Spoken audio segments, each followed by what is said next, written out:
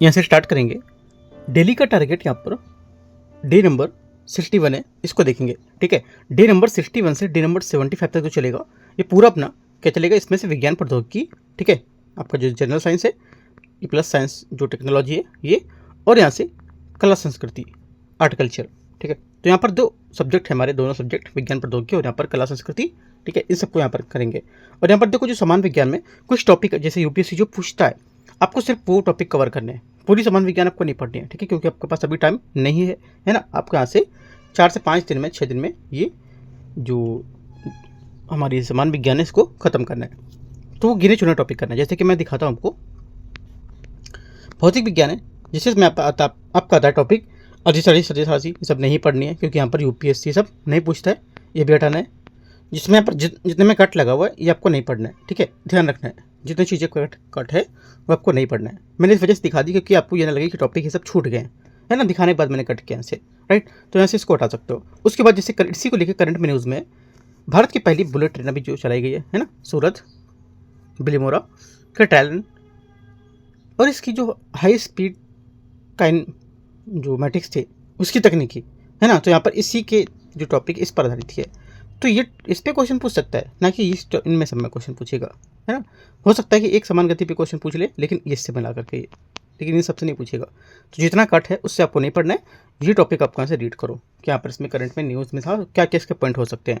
अगर आपको नहीं मिलता है टॉपिक तो बोलना, मैं आपको ये वाला टॉपिक प्रोवाइड करा दूंगा। ठीक है, आगे आते हैं। आगे यहाँ पर है बल और यहाँ पर गति के नियम।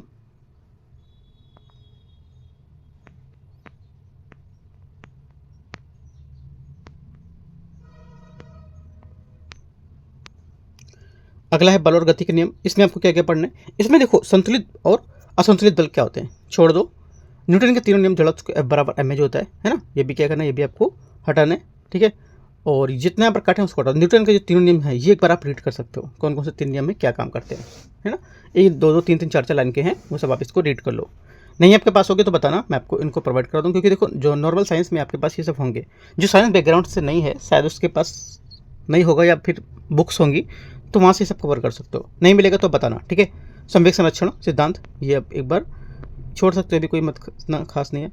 देखो घर्षण के क्या लाभ होते हैं, घर्षण आपको जरूर पढ़ना है, घर्षण थोड़ा इंपॉर्टेंट है। ठीक है, घर्षण हमारी लाइफ में काफ़ी इंपॉर्टेंट भी होता है, तो यहाँ से घर्षण वाला टॉपिक पढ़ सकते हो। और यहाँ से करंट का जो है RLV, है ना, इसको यहाँ से रीड करना है। आगे आते हैं, देखते हैं। ये अगर देखो जो मैंने ब्रैकेट में टॉपिक किए हैं करंट अफेयर्स वाले, अगर ये नहीं मिलते हैं तो मुझे बताना आप। ठीक है, आगे आते हैं। और इसमें गुरुत्वाकर्षण में आपको ये तीनों टॉपिक नहीं पढ़ने, हटाने, सिर्फ आपको यहाँ से पढ़ना है करंट अफेयर्स का इसका टॉपिक। ठीक है, जो गुरुत्वाकर्षण चंद्रमा को लेकर के यहाँ पर सैंपल कलेक्ट करने वाली तकनीकें थी, रोबोटिक परीक्षण की न्यूज़ में थी काफ़ी, तो ये पढ़ना है आपको। ठीक है, तो है तो साइंस से ही है ना, साइंस से ही यहाँ पर पॉइंट निकाले गए। ये जो हमारा गुरुत्वाकर्षण टॉपिक है इसी से करंट निकाला गया ये। ठीक है, ध्यान रखना, इसलिए मैंने टॉपिक आपको दिखाया। उसके बाद करंट कहाँ से न्यूज़ में था वो भी मैंने आपको दिखाया। आगे आते हैं प्रकाश और परावर्तन अपवर्तन, इसमें से आपको पढ़ना है। जैसे कि गोली दर्पण क्या होता है, इसको छोड़ दो, नहीं पढ़ना। अपवर्तनांक पढ़ सकते हो, ये इंपॉर्टेंट है। ठीक है, और लेंस की क्षमता पढ़ सकते हो। इंद्रधनुष का बनना, प्रकीर्णन, ये भी पढ़ सकते हो, इंपॉर्टेंट है। और यहीं से हमारे न्यूज़ में है कि लाइफ आई, हम लोगों ने क्वेश्चन बहुत बार भी किया है ना, लाइट फिडेलिटी। तो इसका जो डेटा विस्तार होता है ट्रांसफर के लिए रेडियो तरंगों के बजाय प्रकाश तरंगों का उपयोग करता है, और ये बहुत इंपॉर्टेंट है ना। तो इसको आपको पढ़ना है, और ये सब टॉपिक जो मैंने बताया इसके वो टॉपिक पढ़ लोगे आप।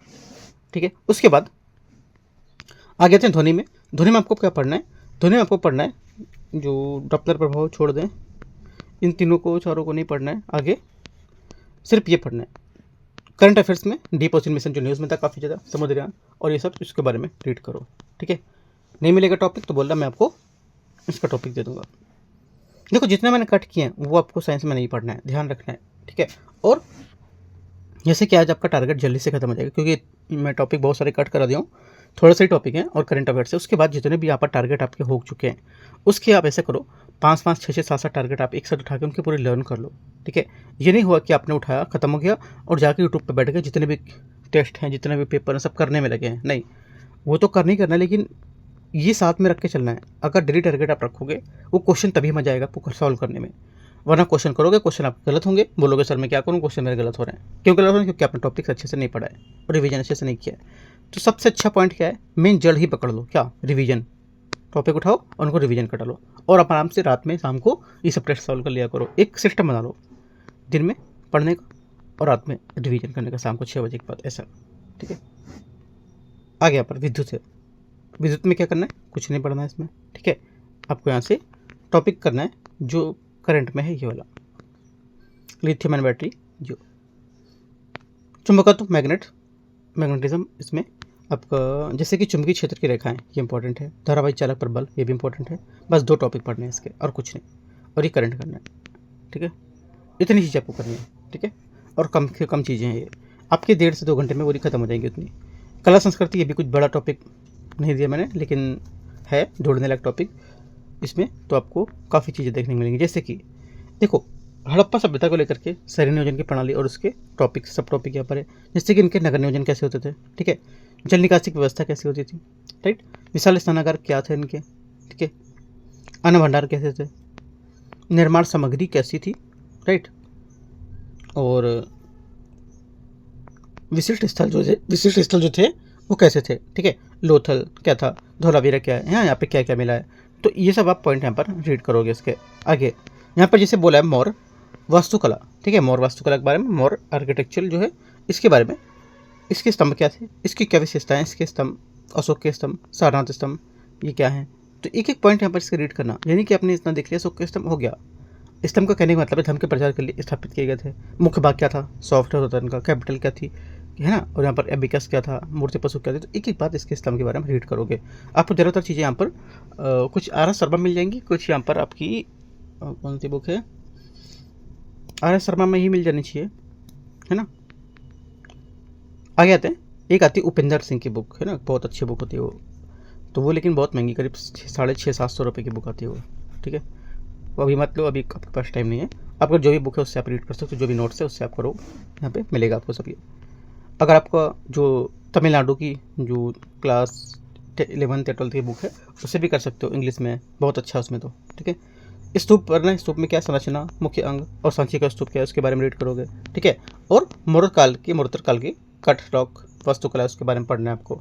ठीक है, चैत्य क्या है, विहार क्या होते हैं, उदयगिरी क्या है, अजंता की लोरा गुफाएं क्या होती हैं, इनके बारे में सबके रीड करना है।